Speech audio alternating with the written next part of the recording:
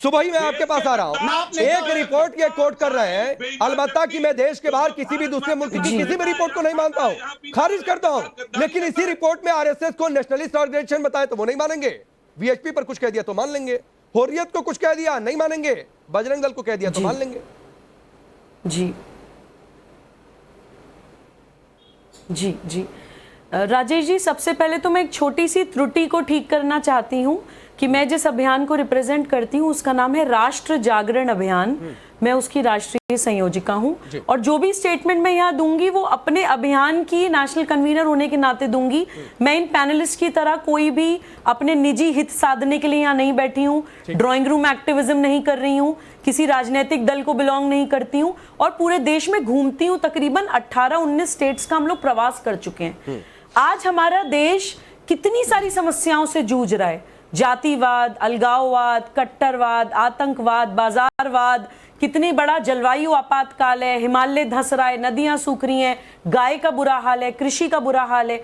लेकिन ये लोग ये एक दूसरे पर छींचा लेदर करना और किसी ऐसे संगठन को जो देश की सांस्कृतिक पुनर्जागरण के लिए अब से नहीं सालों से काम कर रहा है। मैं तो आरएसएस को बीजेपी से भी जोड़कर नहीं देखती हूँ।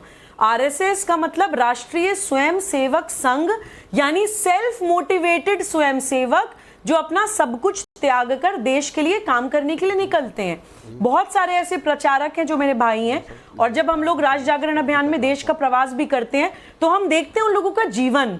बहुत सारे कार्यालयों में तो रसोई भी नहीं होता, किचन भी नहीं होता, वो लोग मांग कर खाना खाते हैं। बहुत जगह वो लोग बॉर्डर एरिया में रहते हैं जहां पर बेसिक जीवन की सुविधाएं भी नहीं होती।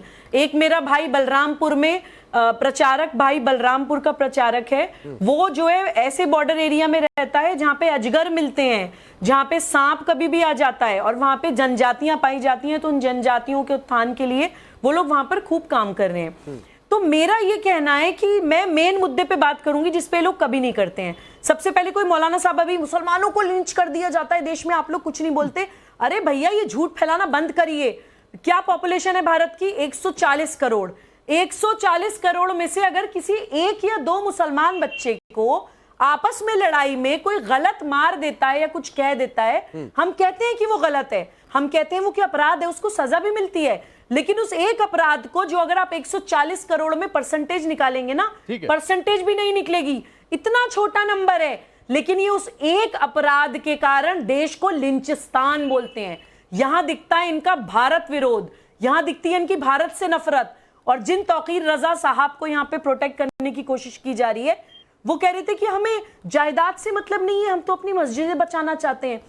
अगर इतनी चिंता है मस्जिदों की, तो जब वक्फ बोर्ड मस्जिदों के नीचे दुकानें बना बना के पूरा मार्केट बना बना कर बेच देते हैं, तब कहां जाती है मस्जिदों के प्रति वो चिंता? अगर इतना अपनी मस्जिदों के प्रति चिंता है तो मैं इस टॉपिक को थोड़ा सा और विस्तार दे देता हूं। आपने अच्छा जिक्र किया, आपने अच्छा वक्फ का जिक्र कर दिया, आपने अच्छी मस्जिद की जिक्र कर दी, और प्रॉपर्टी के बहाने मुसलमान सड़क पर आ जाएं, ये वही तौकीर है जो कहते हैं गलियों में खून बहा देंगे। पता नहीं क्या हाजी भाई इन्होंने कहा।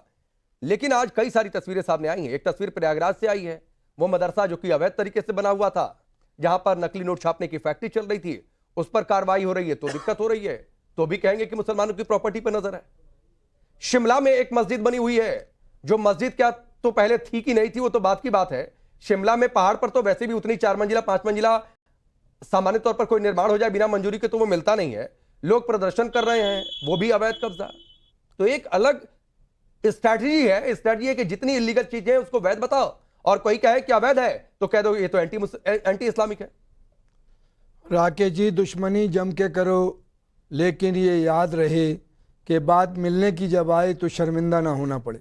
हमारे राष्ट्र की राष्ट्रभक्ति ये है राकेश जी कि राष्ट्र का कोई भी नागरिक जो राष्ट्र के अंदर रहता है और राष्ट्र के खिलाफ कार्रवाई करता है, राष्ट्र के संविधान को तोड़ता है, वो सारे आतंकवादी होते हैं, चाहे वो किसी मजहब के किसी मजहब के। ये आपने जो लाइन पढ़ी ना, वो मैं आप ही के पास हूं सर। मैं बस एक बात कह रहा हूं, ये सुनने में बड़ी अच्छी लग रही है, तो पक्ष लीजिए कि हम मौलाना तौकीर के साथ हैं कि मौलाना तौकीर के खिलाफ? मौलाना तौकीर अवैध मस्जिद मदरसे के साथ है कि वैध मस्जिद मदरसे के साथ? मौलाना तौकीर रजा साहब ने जो बयान आपने दिखाया उसमें कोई राष्ट्र विरोधी बात नहीं की। अच्छा, हाँ, इसलिए नहीं कही।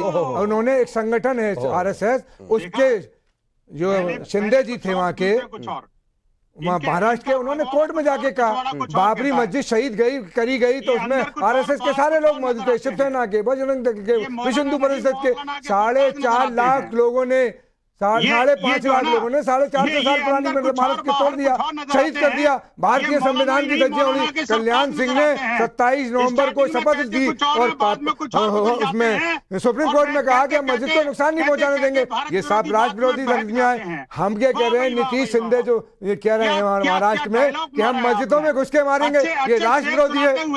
गोली मारो सारों को, उसको सम्मान दिया जाता है। वो देश का कैबिनेट मिनिस्टर है, ये दिल्ली में कह रहे थे। ये सब आतंकवादी गतिविधियां हैं। मौलाना का ऐसा कोई बयान नहीं है जिससे उन्हें आतंकवादी गतिविधि। नहीं विनोद बंसल जी अरे सुनिए, ये वो है आतंकवादी है क्योंकि इन्होंने बाबरी मस्जिद को शहीद किया। भारतीय संविधान की धज्जियां उड़ाई, ये आतंकवादी है। मौलाना अगर सुनिए, मैं अपने पैनल पर, वो भी आतंकवादी। विनोद बंसल जी, मैं अपने पैनल पर किसी आतंकवादी को बुलाता नहीं हूं, तो हाजी खान यहां पर आकर किसी को टैगिंग मत दिया करिए। मैं आपको बहुत साफ शब्दों में बता दे रहा हूं। क्या कहा? आपकी नजर में विनोद बंसल आतंकवादी? आप कौन होता है टैगिंग देने वाले? मैं कह रहा हूं आप कौन होता है टैगिंग देने वाले? और सुनिए सर, आपने शायरी पढ़ी ना, सुनिए, अरे सुनिए हाजी भाई, सुनिए हाजी भाई, सुनिए, आपने शायरी पढ़ी और देश के लोगों को लग रहा होगा कि अरे वाह, हाजी खान तो बहुत जो है प्रोग्रेसिव सोच रखते हैं। चैनल पर कोई बात नहीं। सुनिए हाजी खान, सुनिए, एक मिनट रुकिए। हाजी भाई प्लीज सर, टैगिंग हाजी खान, मैं किसी के खिलाफ टैगिंग नहीं देने देता हूं। चाहे विनोद बंसल आपको कुछ कहेंगे तो मैं उनको भी रोक दूंगा। अब सुनिए, आपने जो शायरी पढ़ी ना कि दुश्मनी इतनी करो मिले तो पता नहीं क्या क्या क्या, अब देश के लोग ये जाने कि हाजी खान जो इतनी शुरुआती अच्छी बातें की, मौलाना तौकीर जो कह रहे हैं बड़े अच्छे कहे, मौलाना तौकीर आरएसएस बीएचपी बजरंग दल को आतंकी संगठन बताते हैं, क्या देश की किसी अदालत ने इन्हें कहा? नंबर 1 सवाल। यही तौकीर राजा कहते हैं कि मुस्लिमों ने कानून हाथ में ले लिया तो छिपने की जगह नहीं मिलेगी। यही कहते हैं सभी जुल्मों का हिसाब लिया जाएगा। यही मौलाना तौकीर कहते हैं कानून वापस ले लो सीए के नाम पर, नहीं तो गलियों में खून बहा देंगे। ये बात उन्होंने कही थी।